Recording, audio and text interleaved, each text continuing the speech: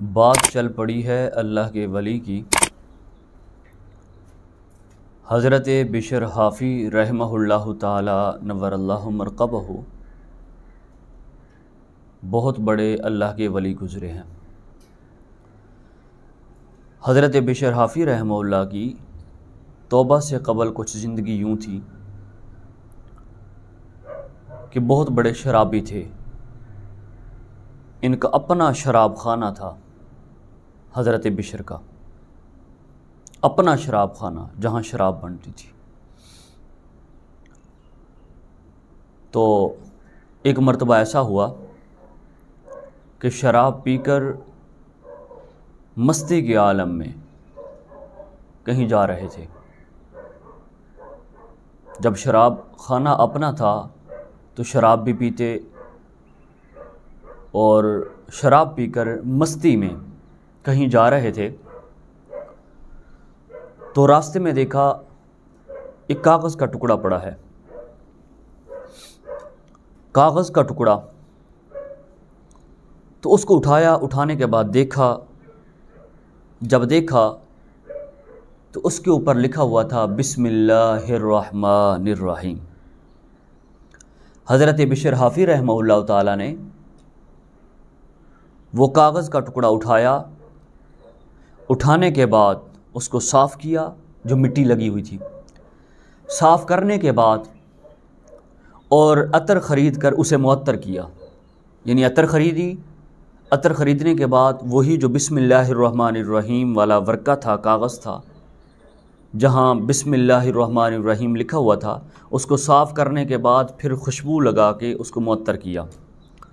معطر کرنے کے بعد ایک بلند جگہ پہ، بڑی اوپر والی جگہ پہ رکھ دیا جہاں بے ادبی کا خوف نہ تھا، یعنی کہ بے ادبی نہیں ہوگی یہ خوف نہیں تھا۔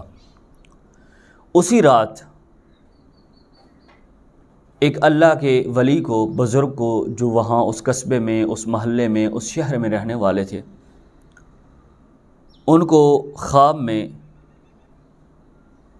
زیارت ہوئی کہ ایک بزرگ کو اللہ تبارک و تعالیٰ نے حکم دیا، اسی بزرگ کو، وہی بزرگ جو شہر میں محلے میں رہنے والے تھے اور کوئی، ان کو رات کو خواب میں اللہ تبارک و تعالیٰ کی زیارت ہوئی تو اللہ نے فرمایا اے میرے بندے جاؤ حضرت بشر حافی کے پاس اور حضرت بشر حافی کو کہو کہ تو نے ہمارے نام کی عزت کی ہے اور اس کو معطر کیا ہے اور بلند جگہ پر رکھ دیا ہے، ہم بھی اسی طرح تم کو پاک کر کے تمہارا مرتبہ و نام بلند کریں گے۔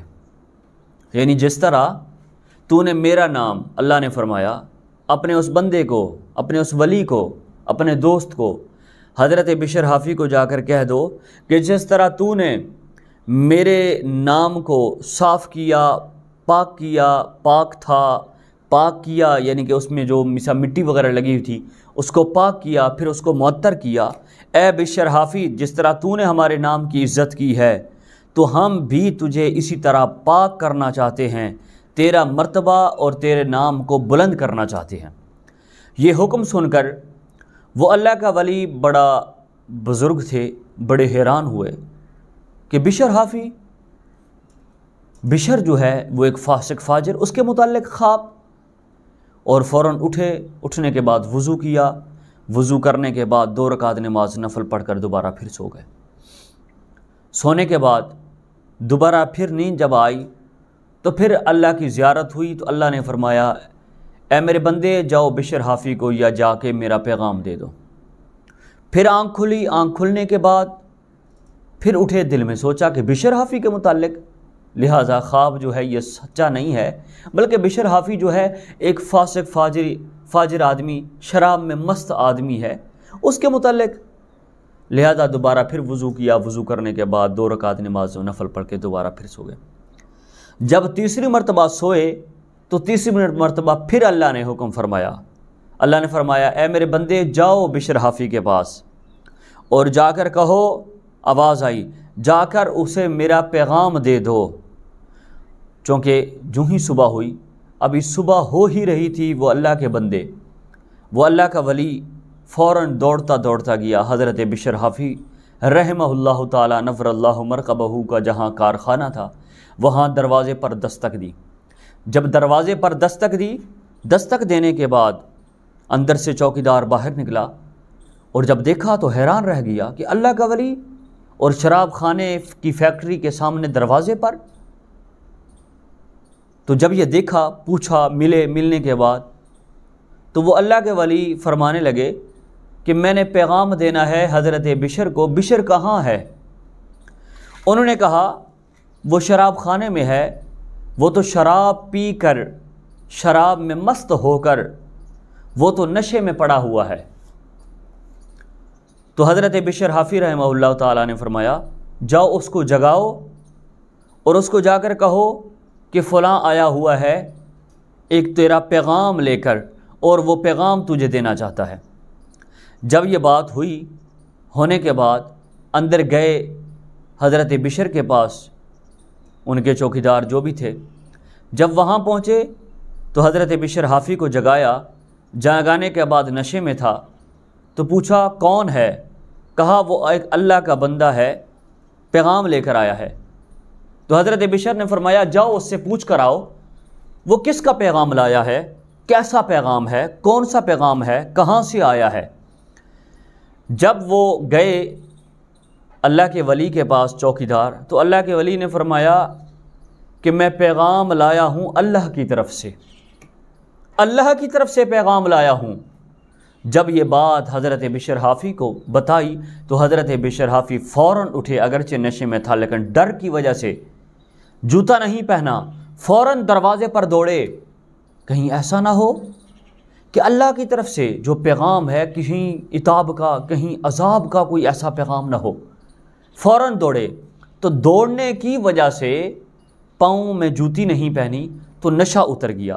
جب نشہ اترنے کے بعد پیغام سنا اور سن کر دل میں سوچا کہ اللہ کی طرف سے پیغام، اللہ کی طرف سے، اور صرف ایک کاغذ کا ٹکڑا اٹھانے پر جس پر اللہ کا نام تھا تو فوراً ہی یہی بات جو تھی دل پہ اثر کر گئی، دل پہ اثر کر گئی۔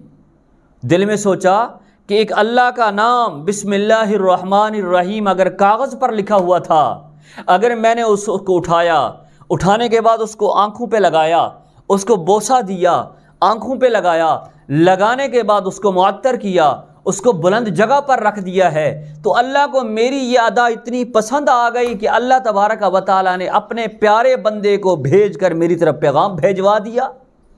سچے دل سے توبہ کی، زندگی بدل گئی، دل بدل گیا، گناہ ختم ہوئے جا رہے ہیں، شراب چھوڑ دی اور کہا خبردار آج کے بعد کوئی مجھے شراب کا نہ کہے۔ شراب خانہ بند کر دیا۔ جب شراب خانہ بند کیا، بند کرنے کے بعد سچی توبہ کر لی، ریاضت، تقوی، پرہیزگاری والی زندگی بسر کرنے لگے اور پاؤں میں جوتا نہیں پہنتے۔ کسی نے پوچھا اے بشر تو جوتا کیوں نہیں پہنتا؟ کہا اس لیے نہیں پہنتا کیونکہ جب مجھے توبہ کی توفیق ہوئی ہے اس وقت میں نے جوتا نہیں پہنا تھا، لہٰذا اس لیے میں جوتا نہیں پہنتا کیونکہ رب جب مجھ پر خوش ہوا، جب رب نے مجھ پر مہربانی کی، مجھے توبہ کی توفیق دی ہے تو اس وقت میرا جوتا نہیں تھا، اس لیے میں جوتا نہیں پہنتا۔ اور اس لیے جوتا نہ پہننے کی وجہ کہ حضرت بشر کو بشر حافی کہا جاتا تھا۔ حافی کہتے ہیں جوتا نہ پہننے والا۔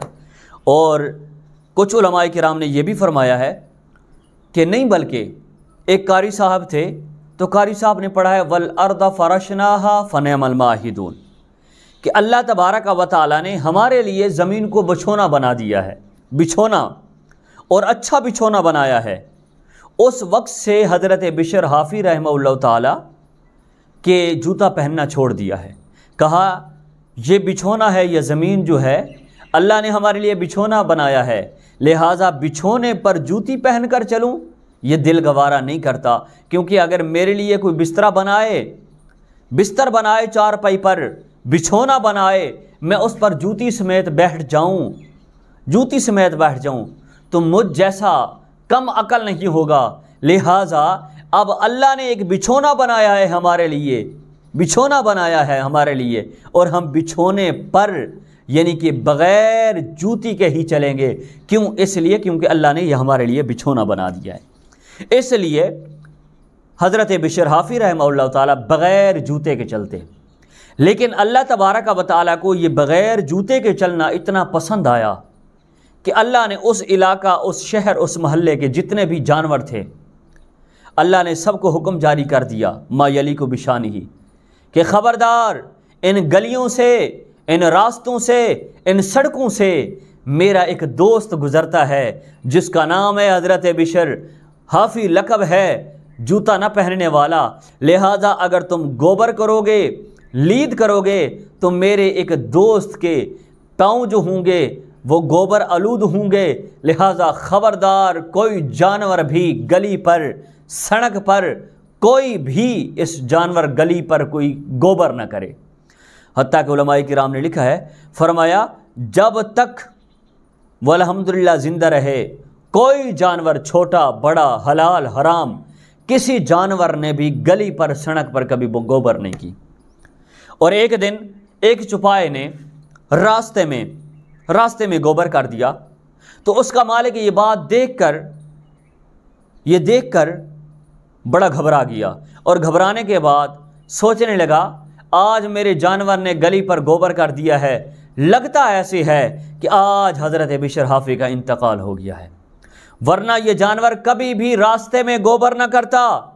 चुनाचे थोड़ी ही देर बाद आवाज़ आई, ऐलान हुआ कि हज़रत बिशर हाफ़ी रहमहुल्लाह ताला का विसाल हो चुका है।